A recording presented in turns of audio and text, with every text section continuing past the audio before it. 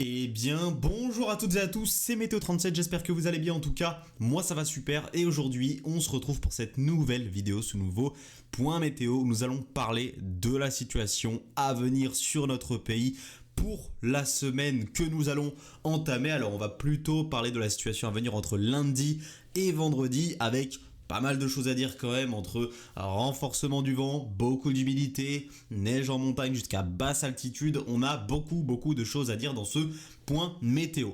La dernière fois, dans le dernier point météo, je vous parlais de la situation pour cette semaine, mais je vous en parlais très vaguement. C'était très généralisé parce que rien n'était vraiment fiable. Là, on est quand même sur une situation beaucoup plus fiable. Les modèles ont évolué et se sont accordés. Celui donc qui a été le plus proche au niveau des prévisions, c'était GFS au final pour l'épisode agité à venir pour cette semaine. Et on a Seb qui a un petit peu bégayé quand même pour la situation à venir, qui lui voyait une dépression qui parfois pouvait redescendre du côté des Açores, etc. Il a quand même assez mal anticipé, Seb, et GFS a plutôt bien anticipé la situation à venir pour cette semaine. Donc c'est bien, finalement je vous ai fait ces points avec GFS, il a pas trop dit n'importe quoi.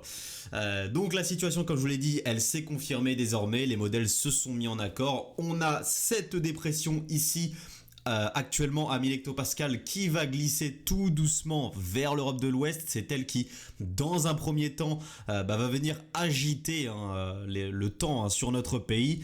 Alors cette dépression, dans un premier temps, qu'est-ce qu'elle va faire? Elle va nous apporter une perturbation, notamment à partir de la journée de mardi. Alors ça va commencer à se dégrader dans les dernières heures de la journée de lundi, nuit de lundi à mardi, du côté du sud du pays. Et ces précipitations, en allant vers la matinée et l'après-midi de mardi évidemment, vont remonter vers le nord. Donc mardi sera une journée très humide sur notre pays et peu de régions vont échapper à la pluie. Et d'ailleurs, ce qu'on surveillera donc entre mardi et mercredi, avec justement l'influence de cette dépression et notamment de ces petits minimums dépressionnaires du côté de la péninsule ibérique et notamment ici du golfe du Lion, eh bien on surveillera les cumuls à venir dans le sud-est du pays parce que les modèles malheureusement ne sont pas en accord. On a deux camps finalement au niveau de ce qui est à venir dans le sud-est du pays. On a le camp épisode Cévenol, c'est plutôt un épisode Cévenol qui ressort sur les modèles, et on a l'autre camp, rien du tout, juste de fortes pluies dans le sud-est du pays, mais pas assez pour parler d'épisode Cévenol ou méditerranéen.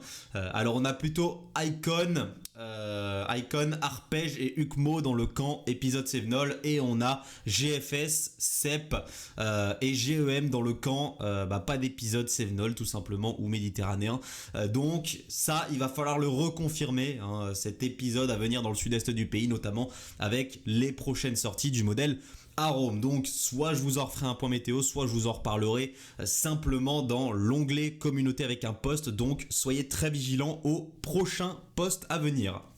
Donc il y a ça, et évidemment avec l'arrivée d'une masse d'air océanique et de ces conditions plus dépressionnaires, eh bien la masse d'air va se rafraîchir sur notre pays, donc la neige sera possible jusqu'à basse altitude. Alors durant la journée de mardi, on pourrait potentiellement avoir de la neige à basse altitude, notamment du côté du Massif central, des Pyrénées peut-être plus tôt en allant vers la fin d'après-midi et soirée de mardi. Et ensuite, on surveillera la neige à plus basse altitude à partir de la nuit de mardi, de la nuit de mardi à mercredi et la journée de mercredi du côté du Massif central, d'une partie notamment nord des Alpes, du Jura, des Vosges, où on pourrait donc avoir de la neige en dessous, en tout cas à partir de 700-800 mètres d'altitude. Voilà.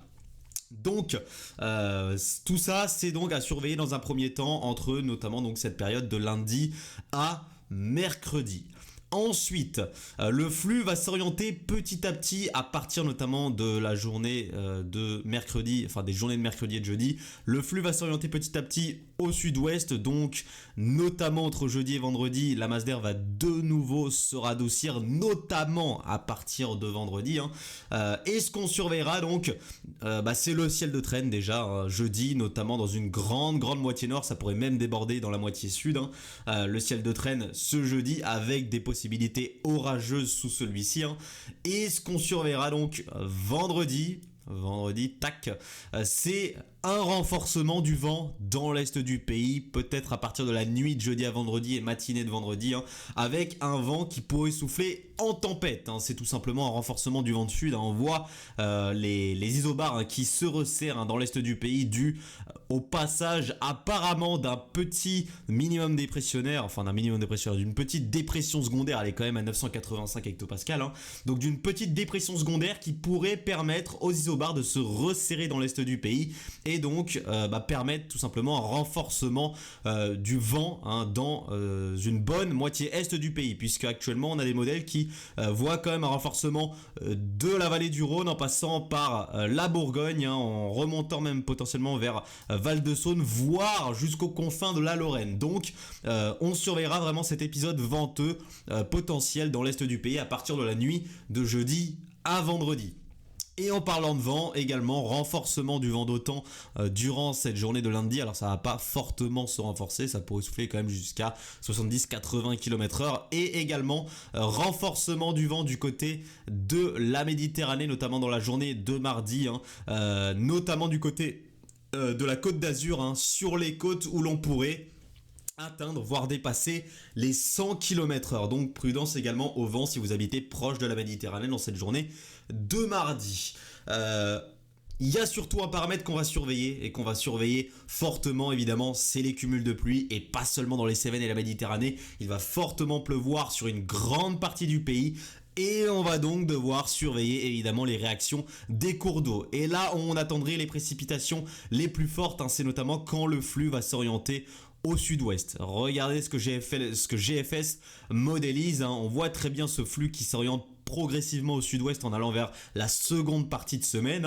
Et plus le flux va s'orienter au sud-ouest, plus il va être humide, plus il va être porteur d'humidité, d'une humidité qu'il aura directement happé depuis l'Atlantique, un Atlantique qui est maintenant, un océan Atlantique qui est toujours en surchauffe actuellement. On a énormément d'évaporation du côté de l'Atlantique, d'où le fait que ces flux de sud-ouest ou même d'ouest soient très très humides. C'est tout simplement à cause des températures assez exceptionnelles, exceptionnellement chaudes de l'Atlantique pour la période. On bat toujours des records du côté de l'Atlantique.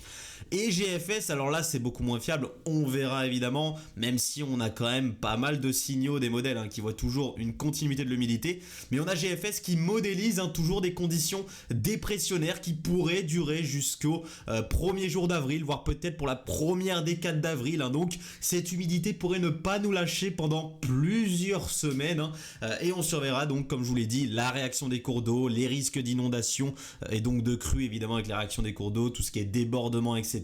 Donc on va vous tenir au courant là-dessus, mais en tout cas attendez-vous donc à des réactions, que ce soit des inondations ou des débordements au niveau des cours d'eau. S'il y en aura, ça c'est sûr et certain. Les cours d'eau sont déjà très hauts, il y a certains cours d'eau qui sont toujours très hauts à cause de l'humidité qu'on a eu durant le mois de février et début mars. On a eu une simple accalmie là durant cette deuxième décade de mars, mais ça repart de plus belle finalement pour cette dernière décade de mars. Donc l'accalmie a été malheureusement trop peu durable pour avoir de gros effets sur les cours d'eau qui sont donc toujours très hauts et qui vont donc fortement réagir à ces fortes précipitations qu'on va avoir tout au long de la semaine à venir. Merci à tous d'avoir suivi ce point météo. Ah oui, une dernière chose que j'ai oublié, je viens d'y penser, on surveillera les potentiels orageux avec les pluies qui viendront du sud-ouest, notamment pour la deuxième partie de semaine. Avec ce flux de sud-ouest et ces fortes pluies, on pourrait avoir quelques orages qui pourraient se développer. Donc on pourrait avoir finalement quelques pluies orageuses sur le pays qu'on surveillera, mais c'est surtout évidemment les pluies qu'on va surveiller. Merci à tous donc d'avoir suivi ce point météo. On se retrouve cette semaine pour un nouveau point météo, notamment parler de la fin de semaine avec ces fameux petits risques orageux comme je vous ai dit, et potentiellement cette continuité de l'humidité jusqu'à la première décade d'avril. Et surtout surveiller l'onglet communauté pour que je vous tienne au courant sur le potentiel d'épisodes cévenol ou méditerranéen qui n'est pour l'instant pas du tout fiable malheureusement sur les modèles. Merci à tous de l'avoir suivi, c'était Météo 37, bye tout le monde.